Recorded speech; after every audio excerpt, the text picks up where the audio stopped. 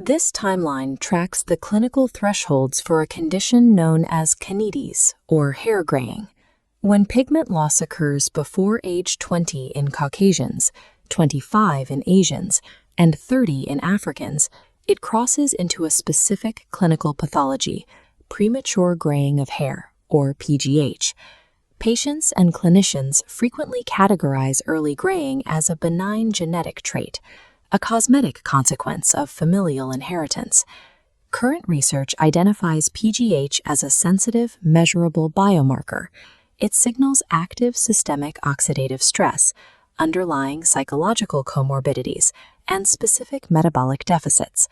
This mechanism is documented across two recent analyses: a large-scale epidemiological survey mapping population risk, and a granular case control study tracking serum pathology.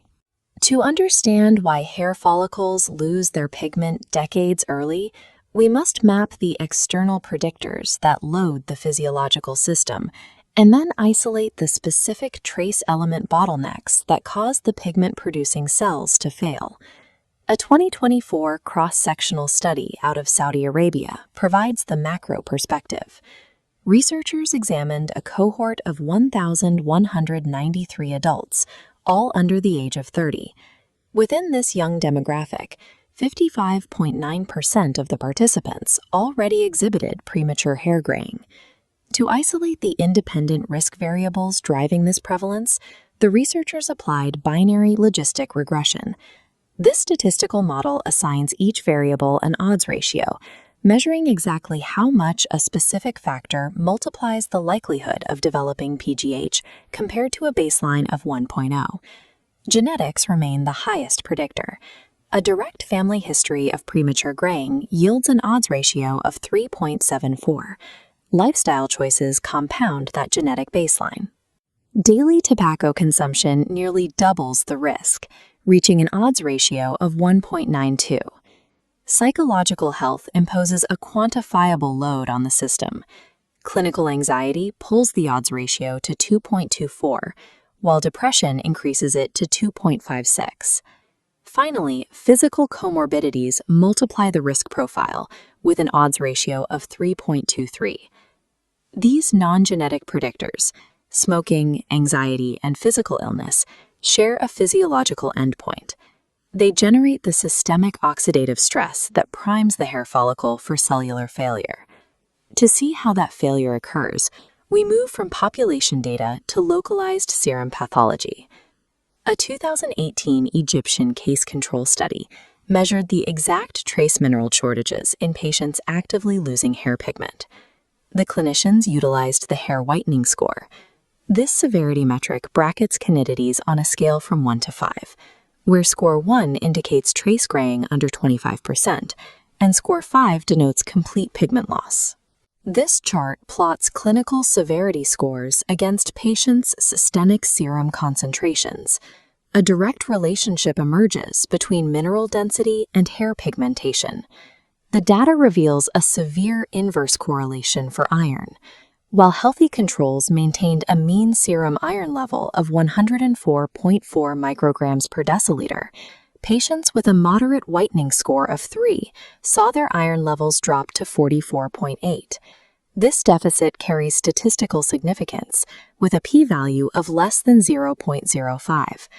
Calcium levels track the severity of the pigment loss with similar precision, dropping as the hair whitening score increases. Copper concentrations also decreased, but these findings did not achieve statistical significance in the Egyptian cohort. The clinical pathology indicates that as hair pigment loss increases, the patient's systemic reservoir of iron and calcium predictably depletes. We can synthesize these findings by looking inside the hair bulb to examine the melanogenesis pathway at the cellular level. For pigment to form, the biosynthesis pathway must convert a chemical called dopachrome into 5,6-dihydroxyindoles. This reaction requires a specific metalloenzyme known as tyrosinase to catalyze the conversion. Tyrosinase has a rigid chemical requirement. To function, it must dock with a ferrous ion at its active site. When systemic iron is depleted, the enzyme starves. This creates a mechanical bottleneck that halts pigment synthesis. Simultaneously, those epidemiological predictors, the smoking and clinical anxiety, introduce a secondary destructive force, reactive oxygen species. As these reactive oxygen species accumulate, they damage the mitochondrial DNA of the melanocytes, eroding the production pipeline from the outside. Premature graying represents a dual failure state. Trace element starvation removes the biochemical catalyst, while oxidative stress destroys the cellular machinery. Premature Canities is the visible endpoint where genetic vulnerability, systemic oxidative stress, and trace element starvation intersect.